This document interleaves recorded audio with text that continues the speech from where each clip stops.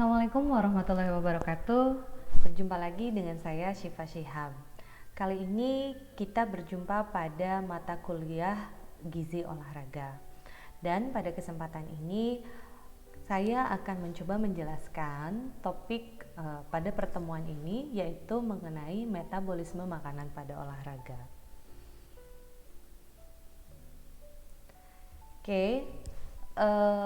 Jika Anda melihat gambar yang sekarang mungkin sedang Anda lihat berbagai jenis makanan, ada sayur-sayuran, ada telur, ada gandum, ada minyak zaitun, kemudian ada orange juice, kemudian ada biji-bijian.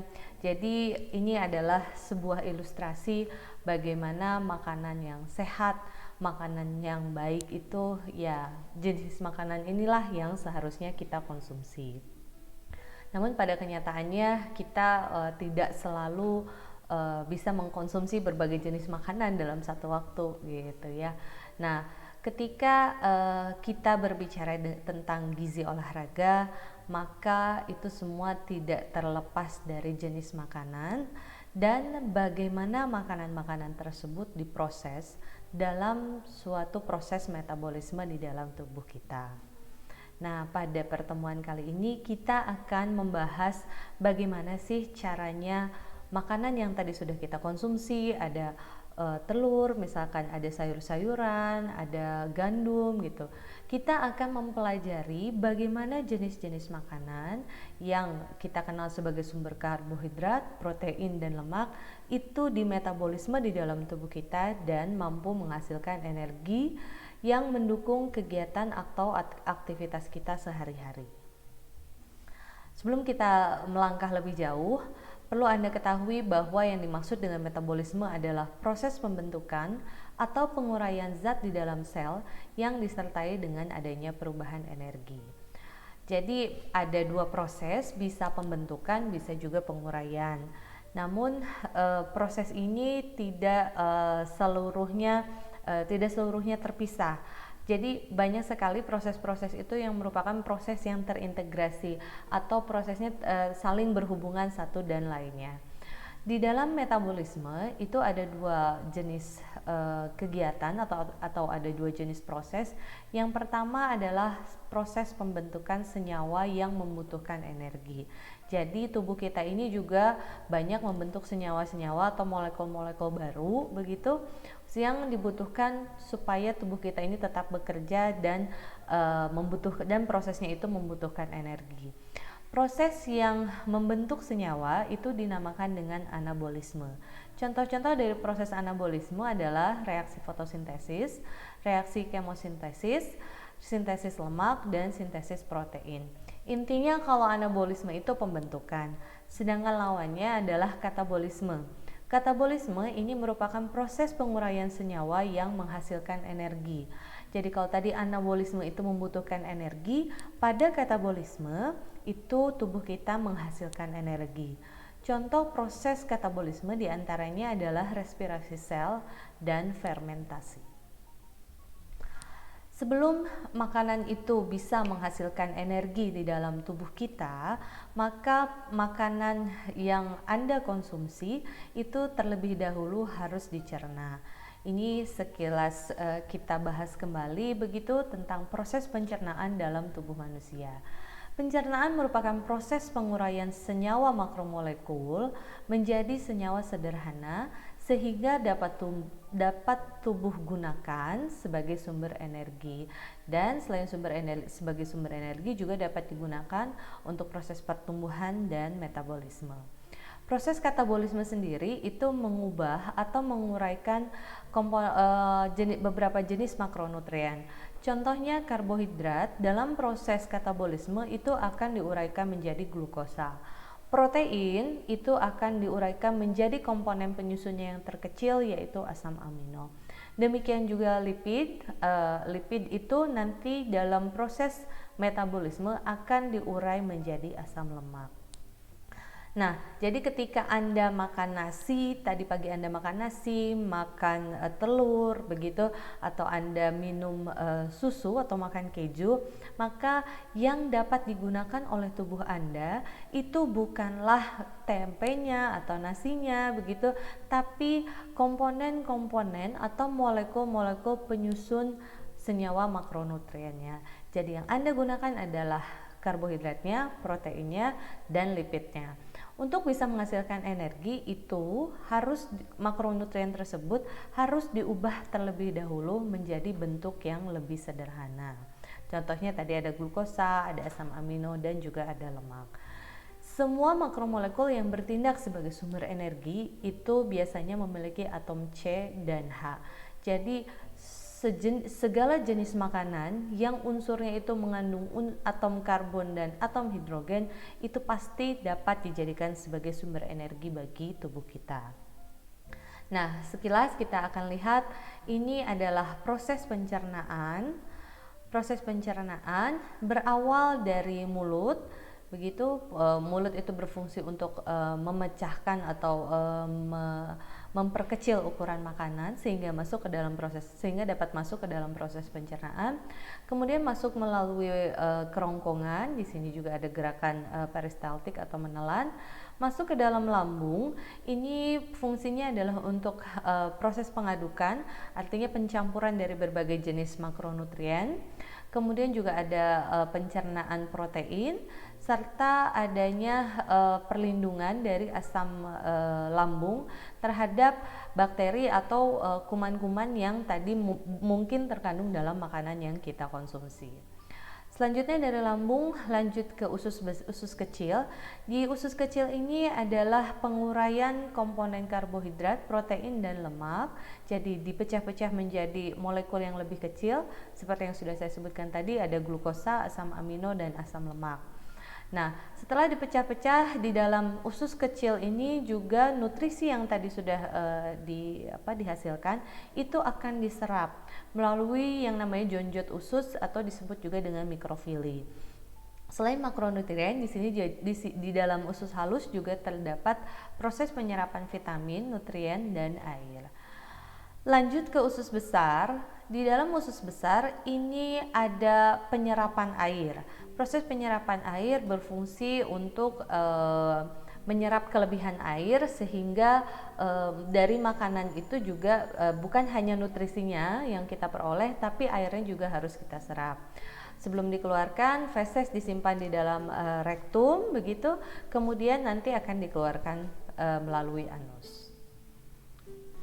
Nah, kalau kita lihat sumber nutrisi pada makanan itu ada 3 jenis. Yang pertama adalah karbohidrat, yang kedua adalah protein, dan yang ketiga ini adalah lemak atau lipid.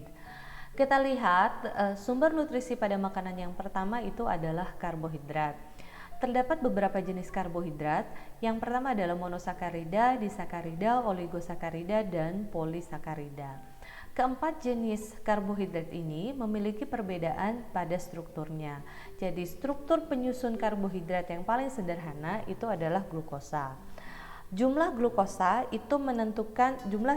yang terdapat pada makanan itu menentukan jenis karbohidrat mana dia itu, begitu.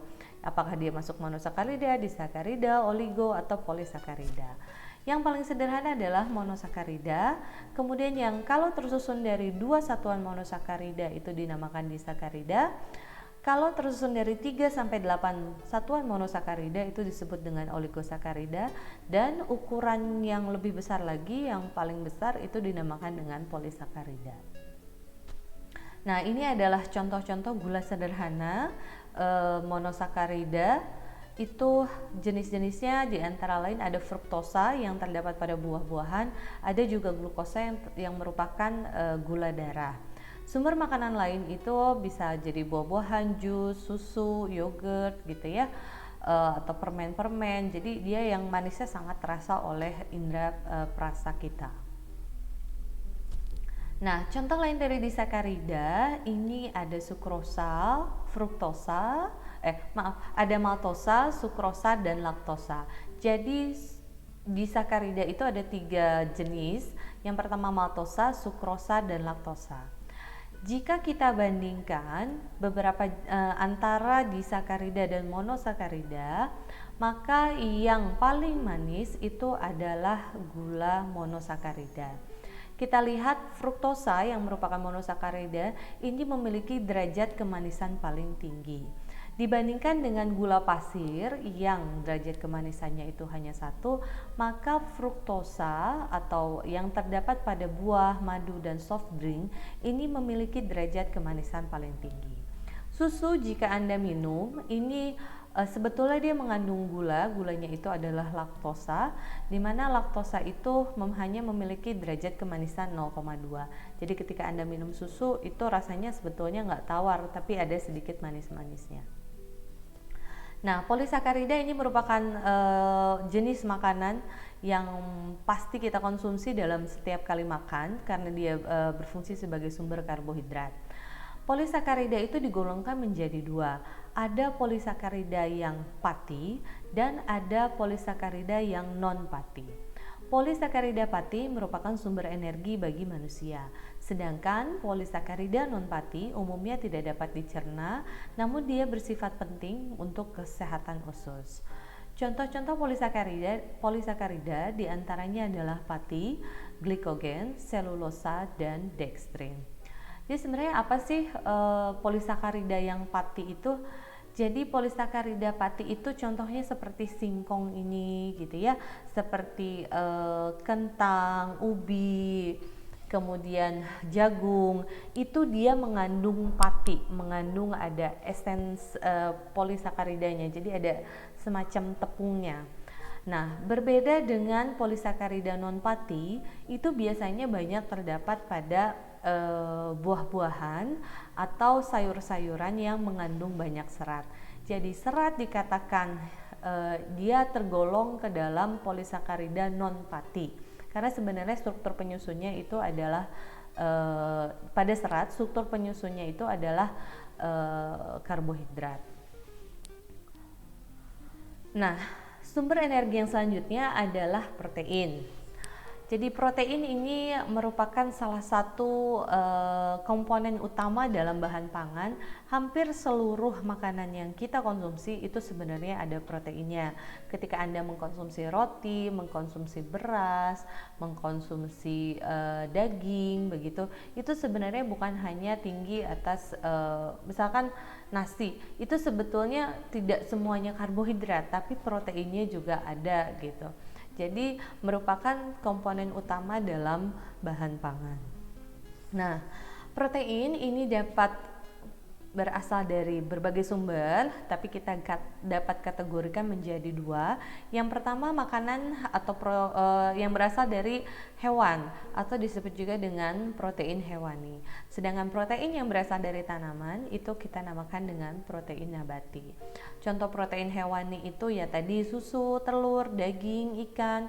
Kalau protein nabati itu biasanya bisa kita peroleh dari sumber makanan yang berasal dari kacang-kacangan atau buah-buahan jenis tertentu.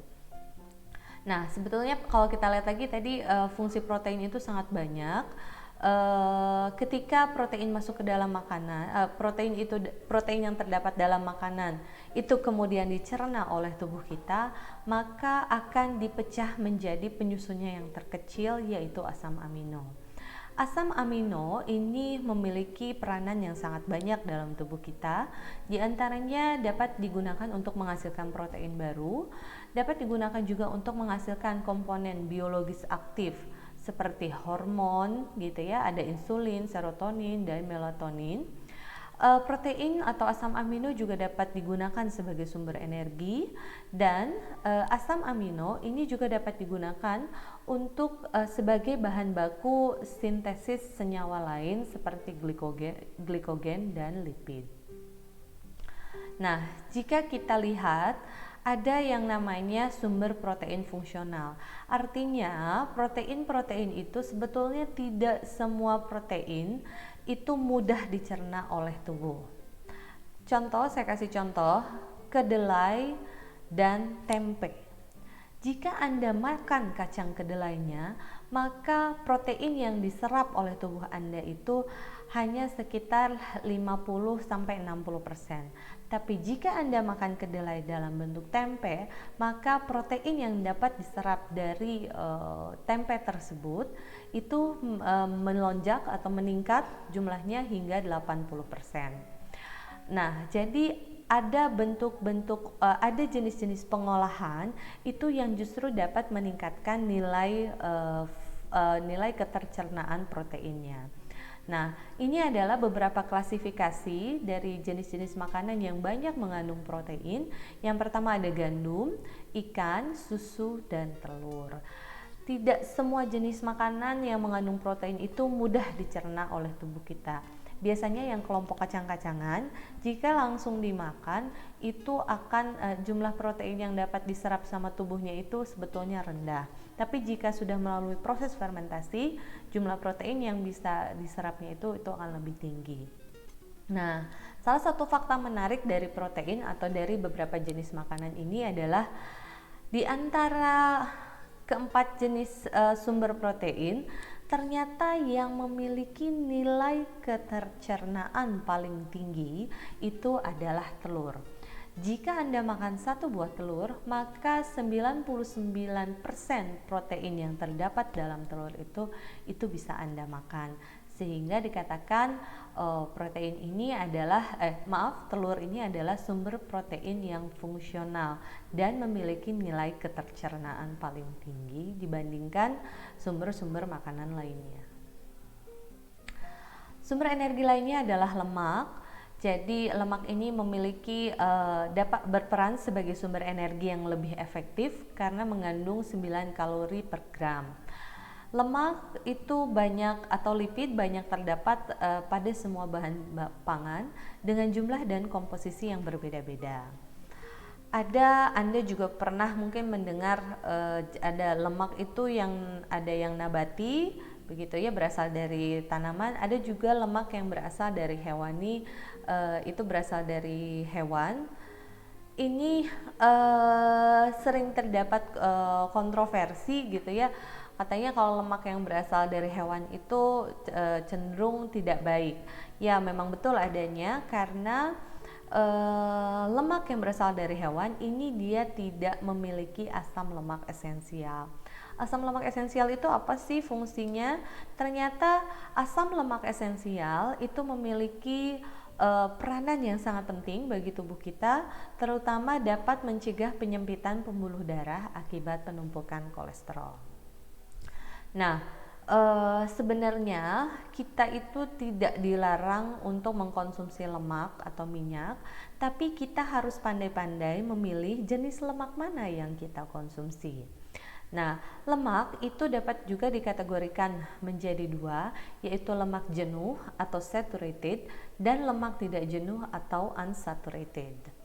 Jadi lemak-lemak jenuh atau saturated ini biasanya lemak yang berasal dari hewan, kemudian butter dan lard. Lard ini adalah contoh lemak yang berasal dari babi biasanya.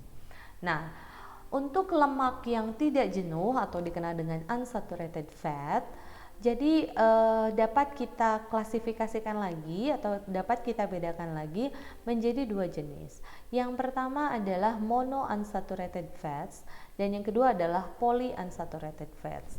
Mono itu artinya satu, poly itu artinya banyak. Jadi ini yang tidak jenuhnya ya, unsaturatednya hanya satu. Sedangkan polyunsaturated berarti tidak jenuhnya banyak. Semakin tinggi atau semakin banyak derajat ketidakjenuhan itu semakin sehat. Artinya dia semakin bermanfaat bagi tubuh kita. Kan tadi dikatakan bahwa yang tidak jenuh itu adalah yang lebih sehat, yang lebih baik. Maka semakin dia tidak jenuh, begitu ya, dia akan semakin baik bagi tubuh kita. Jadi kalau untuk yang monounsaturated itu contohnya ada asam lemak omega 9 yang terdapat pada minyak zaitun, alpukat, kacang-kacangan dan almond.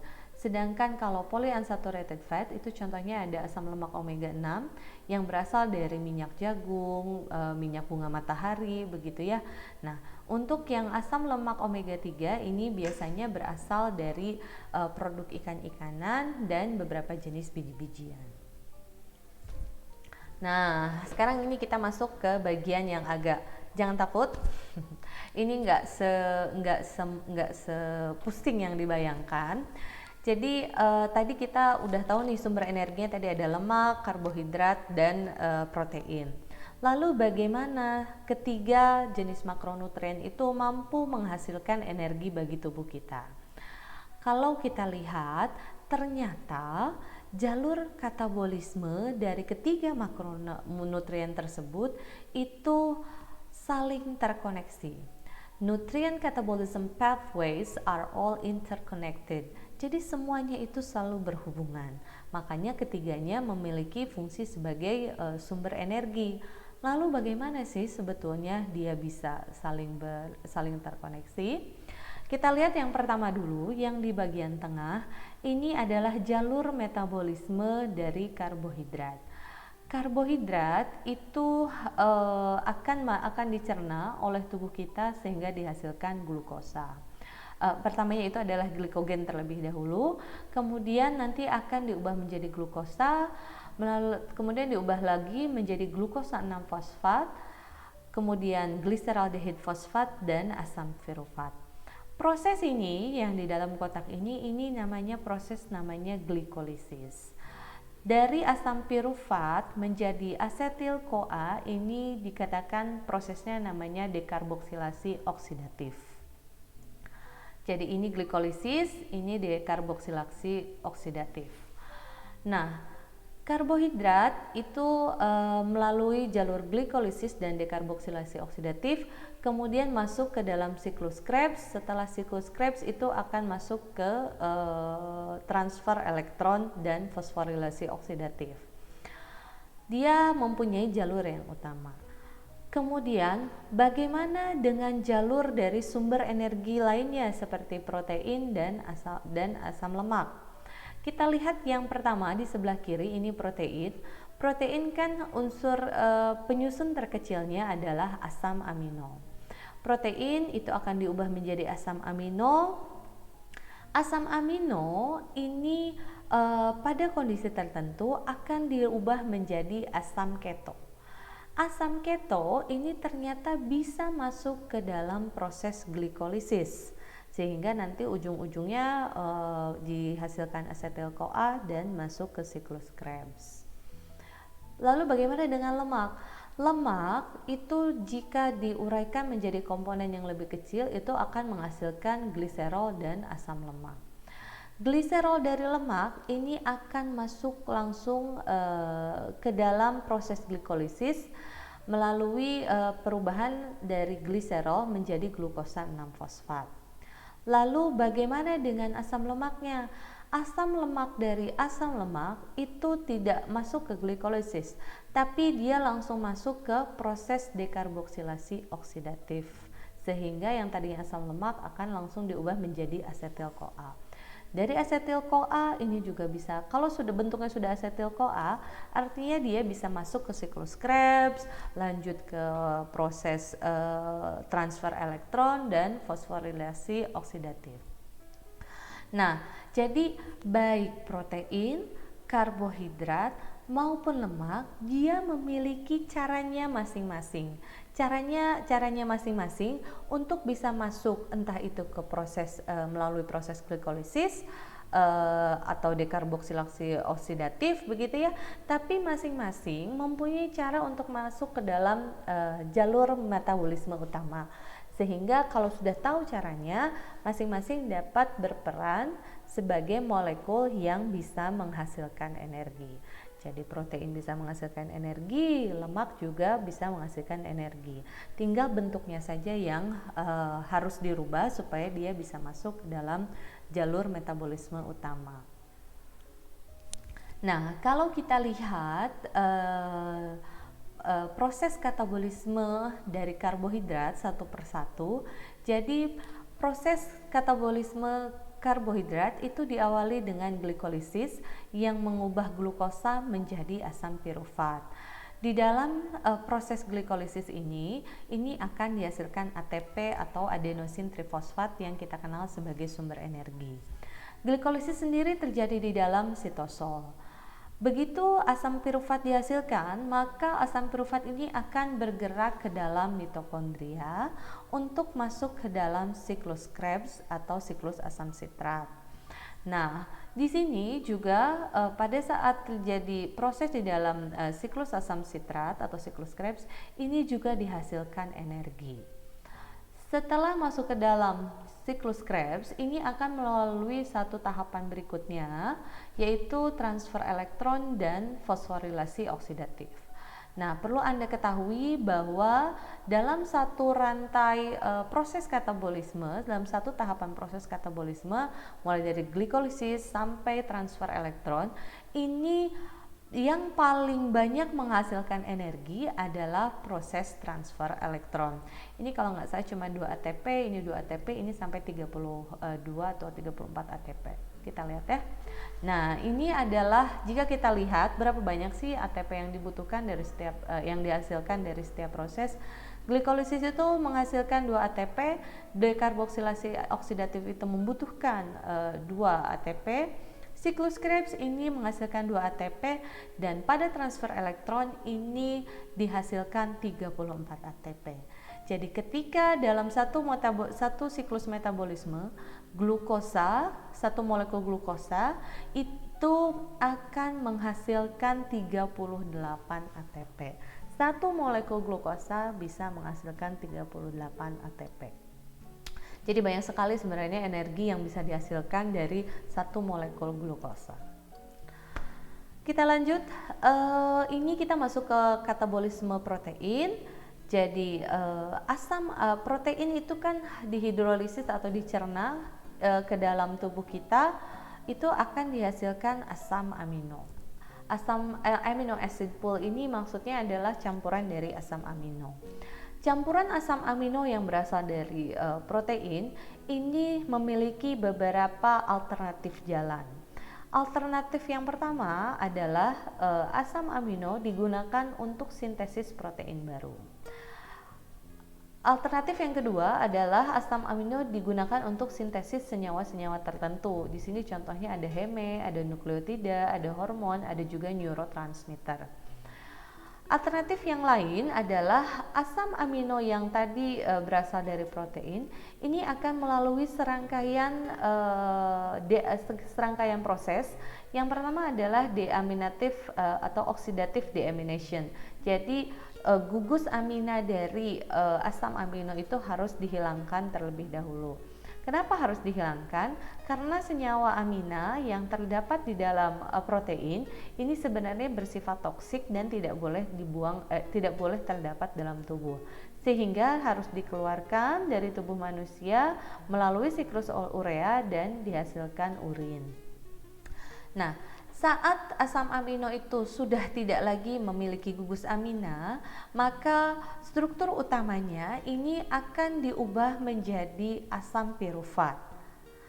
Asam pirufat ini nanti ada 2 alternatif gitu ya.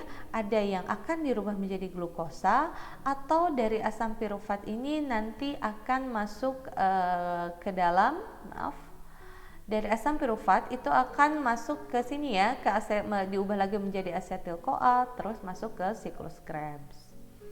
Jadi asam pirufat itu akan diubah menjadi asetil-CoA dan masuk ke siklus Krebs. Lalu bagaimana dengan asam amino yang punya rangka karbonnya saja? Ini juga dapat diubah begitu ya, langsung menjadi asetil-CoA, asetoasetat gitu ya. Bisa langsung masuk ke dalam siklus Krebs, bisa juga diubah menjadi asam lemak dan badan keton. Jadi setiap asam amino itu kenapa dia dikatakan sangat penting? Karena Anda lihat sendiri jalurnya itu sangat banyak, fungsinya itu sangat banyak, bisa sintesis protein, sintesis molekul lain, bisa menghasilkan energi gitu ya, bisa diubah menjadi molekul lain. Jadi kenapa dia penting? Ya karena dia sangat fleksibel untuk bisa digunakan menjadi komponen-komponen lain. Nah, untuk katabolisme lipid, bagaimana tubuh kita menggunakan lipid? Jadi lipid itu harus dipecah dulu menjadi molekul yang lebih sederhana melalui bantuan enzim yang enzimnya namanya lipase.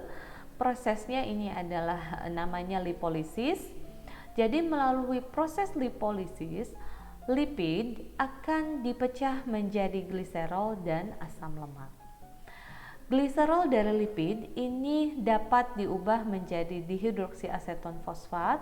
Kemudian senyawanya ini nanti akan melalui proses glikolisis akan diubah menjadi asam pirufat, asetil CoA, masuk ke dalam siklus Krebs, jalur metabolisme yang utama. Ini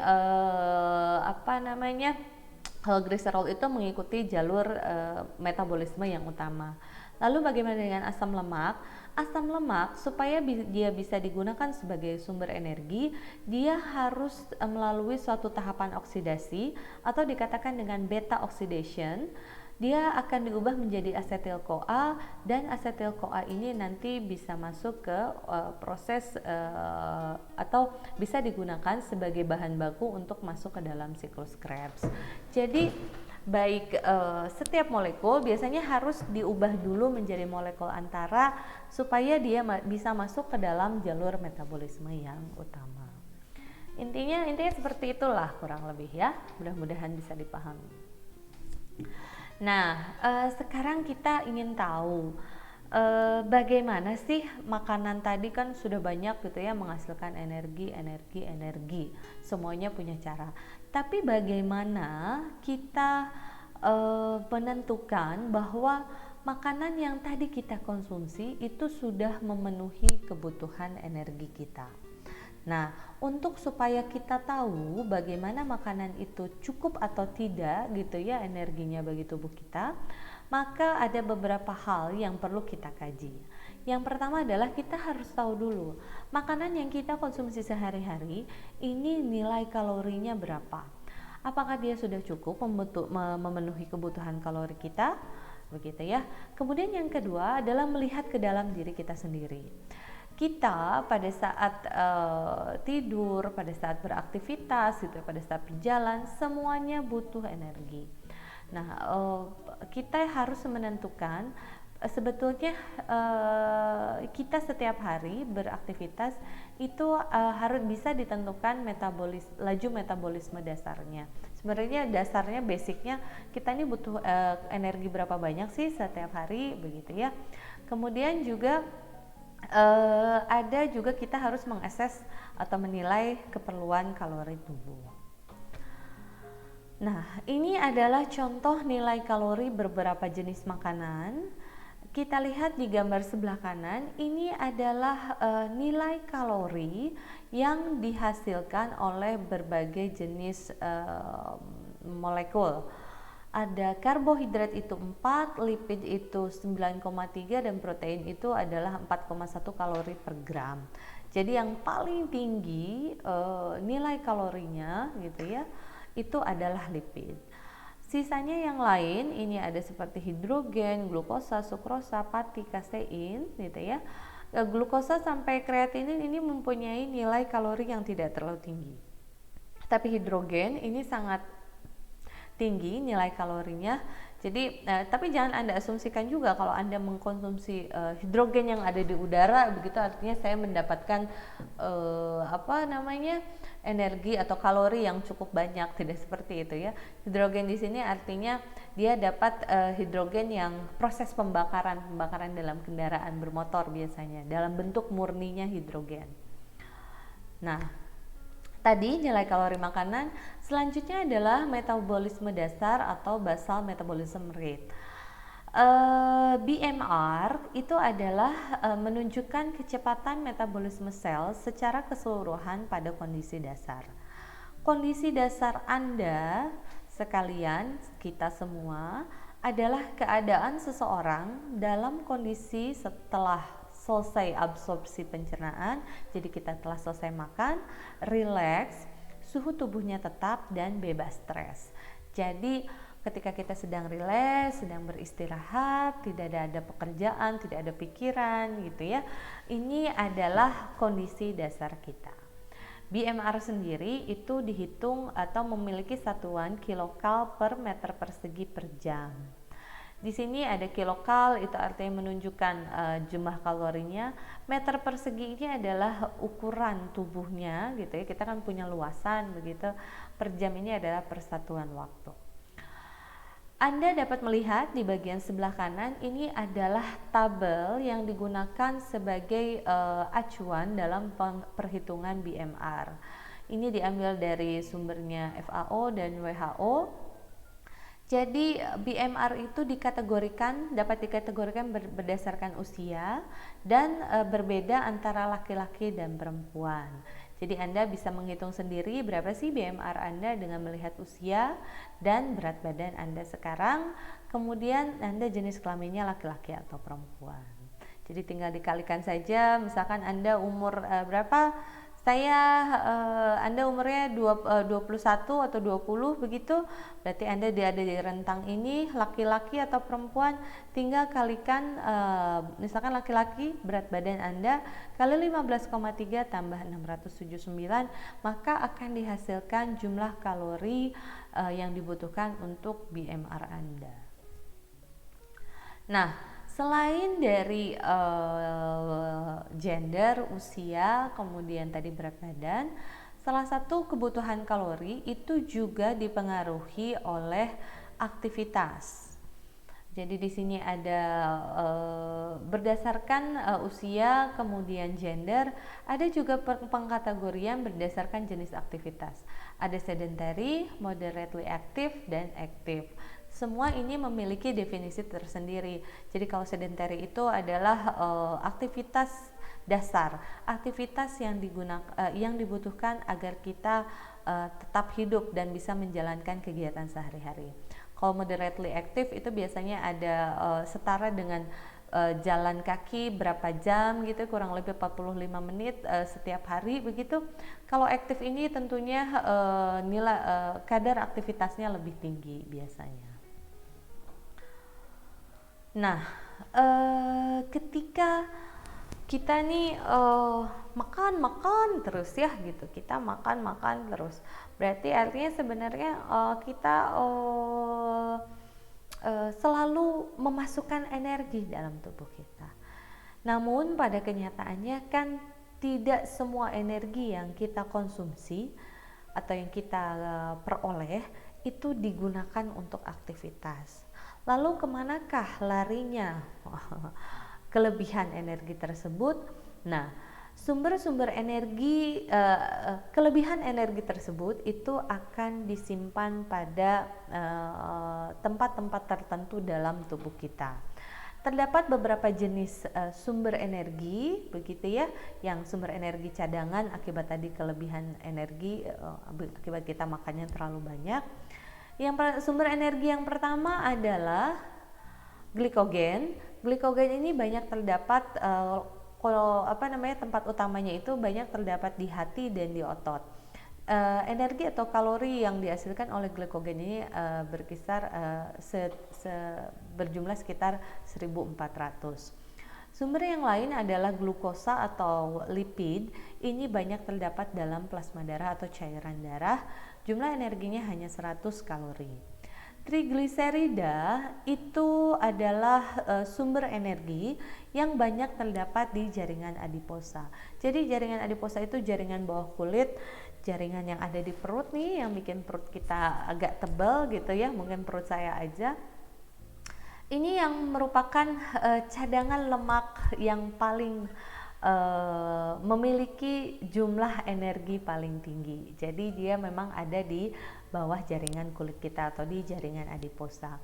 Sumber energi lain adalah protein. Protein ini banyak terdapat di dalam otot dengan jumlah kalori sebesar 25.000. Nah, ketika Anda berolahraga gitu ya, Anda kan tentunya berolahraga itu dalam satu periode tertentu, Anda itu tidak mungkin makan dalam jangka waktu terlalu dekat sebelum berolahraga begitu. Lalu apa yang terjadi ketika Anda berolahraga langsung tubuh kita itu istilahnya membutuhkan energi dalam jumlah tinggi gitu ya. Lalu bagaimana tubuh kita bisa menghandle kebutuhan energi yang begitu besar dalam jangka waktu yang cepat begitu. Nah, pada tahap awal latihan, suplai energi itu biasanya berasal dari penguraian glikogen menjadi laktat yang terjadi dalam otot. Gula darah sendiri itu tidak banyak berperan pada menit awal latihan. Jadi ketika Anda latihan, yang pertama digunakan sebagai sumber energi itu pertama ngambilnya dari glikogen. Setelah glikogen habis gitu ya, ini nanti akan pada saat menggunakan glikogen itu kan biasanya prosesnya itu menghasilkan asam laktat. Asam laktat ini nanti akan diproses begitu atau didaur ulang menjadi glukosa. Jadi ketika tubuh kita kekurangan energi itu langsung ngambil dari tempat yang paling dekat, tempat yang sumber yang paling memungkinkan untuk menjadi pengganti sumber energi. Nah, tadi setelah glikogen digunakan, yang kedua urutannya adalah gula darah. Jadi glikogen dulu, baru gula darah ini akan dijadikan sebagai sumber untuk menghasilkan energi.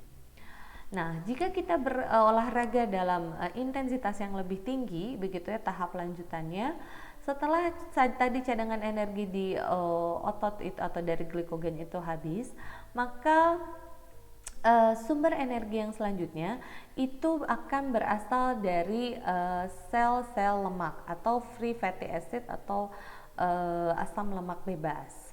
Jadi urutan ketiga itu adalah yang digunakan adalah FFA atau free fatty acid.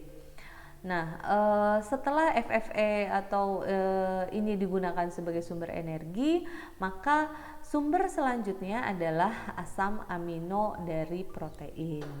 Nah, jadi saat intensitas latihan meningkat, semakin kesini ini udah habis, ini udah jalur ini udah nggak ada, ini udah kepake. Tubuh kita akan mencari sumber energi lain yang masih available, yang masih memungkinkan untuk digunakan sebagai pabrik penghasil energi.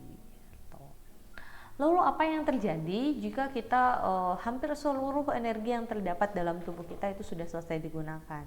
Nah, pada kondisi latihan yang terus-menerus atau saat puasa begitu ya, cadangan karbohidrat atau glukosa dalam hati dan otot itu akan habis. Gula sebagai komponen utama untuk proses metabolisme akan dihasilkan dari prekursor glukosa lainnya, antara lain asam amino, gliserol, dan asam laktat.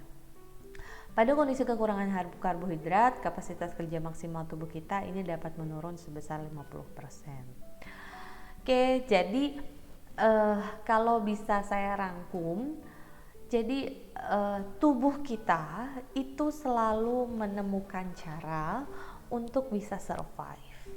Dan tubuh kita memiliki strategi yang terbaik, strategi yang baik untuk bisa menggunakan sumber-sumber energi yang terdapat dalam tubuh. Jadi mau Anda kelelahan, itu kita akan tetap punya energi. Nggak ada kan orang maksudnya karena kehabisan energi lalu meninggal. Orang itu meninggalnya karena penyakit tertentu, bisa katakanlah seperti itu, bukan karena kehabisan energi. Kemudian juga setiap makanan yang kita konsumsi itu ternyata memiliki cara-cara tersendiri, selalu memiliki cara tersendiri supaya apa yang sudah kita makan ini bisa berguna bagi tubuh kita, dan dia tidak akan kehabisan cara untuk bisa bermanfaat bagi tubuh kita. Jadi makanya kalau makan itu kita harus tahu betul begitu ya apa yang kita makan, karena dia akan mencari celah-celah untuk bisa masuk ke dalam tubuh kita. Ini saya akan bisa jadi apa ya, saya akan bisa jadi apa ya, oh saya bisa masuk menghasilkan energi lewat sini, oh saya akan bisa masuk untuk menghasilkan energi lewat jalur ini gitu. Jadi tubuh kita ini adalah ciptaan yang paling luar biasa karena didesain dengan begitu sempurnanya untuk bisa memenuhi segala kebutuhan tubuh kita begitu ya. Nah, sampai kita di akhir pertemuan, semoga apa yang telah saya sampaikan hari ini bisa bermanfaat bagi Anda semua. Mohon maaf jika banyak kekurangan karena jujur saja metabolisme ini adalah topik yang tidak terlalu disukai, tapi jika kita mau melihat lebih ke dalam, tentunya kita akan lebih banyak bersyukur dengan apa yang kita punya dan lebih berhati-hati dengan apa yang kita makan begitu, dan insya Allah kita akan lebih mengerti dengan apa yang terjadi dan bisa dilakukan oleh tubuh kita. Demikian yang bisa saya sampaikan hari ini. Terima kasih. Wassalamualaikum warahmatullahi wabarakatuh.